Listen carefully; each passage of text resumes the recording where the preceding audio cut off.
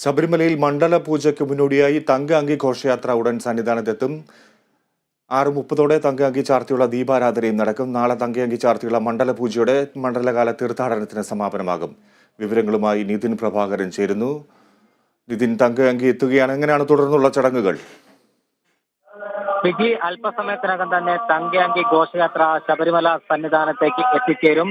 ചരംകുത്തിയിൽ നിന്നും ഘോഷയാത്ര പുറപ്പെട്ടു കഴിഞ്ഞു. തുടർന്ന് 18ാം പടിക്ക് കയറിയ തങ്കയങ്കി ഘോഷയാത്രയെ കൊടിമരത്തിന് ചുവട്ടിൽ സ്വീകരണം നൽകും. അതിനുശേഷമാണ് അയ്യപ്പ വിഗ്രഹത്തിൽ തങ്കയങ്കി ചാർത്തുക. തുടർന്നാണ് മഹാദീപാരാധന നടക്കുക. ഒരുക്കങ്ങളെല്ലാം തന്നെ ഇവിടെ ഇതിനകം തന്നെ സന്നിധാനത്ത് പൂർത്തീകരിച്ചു കഴിഞ്ഞു.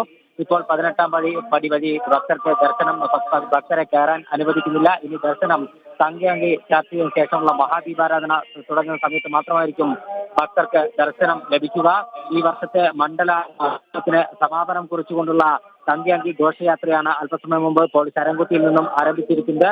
നടപ്പന്തൽ വഴി ദേവസ്വം ബോർഡ് ഉദ്യോഗസ്ഥരും മറ്റ് തന്ത്രി നിയോഗിച്ച ആളുകൾ ഉൾപ്പെടെയുള്ളവർ ഈ തങ്കയങ്കി ഘോഷയാത്രയെ അനുഗമിക്കുന്നുണ്ട്. അല്പസമയത്തിനകം തന്നെ ഇത് 18ാം പടി കയറി കൊടിമരത്തിന്റെ ചുവട്ടിലെത്തും. അവിടെ നിന്നായിരിക്കും മേൽശാന്തിയുടെ നേതൃത്വത്തിൽ അയ്യപ്പ വിഗ്രഹത്തിൽ ചാർത്താനായി ഇത് കൊണ്ടുപോകുക. തുടർന്നാണ് മഹാദീപാരാധന നടത്തുക. ശരി നിതിൻ, തങ്ക അങ്കി സന്നിധാനത്തേക്ക്.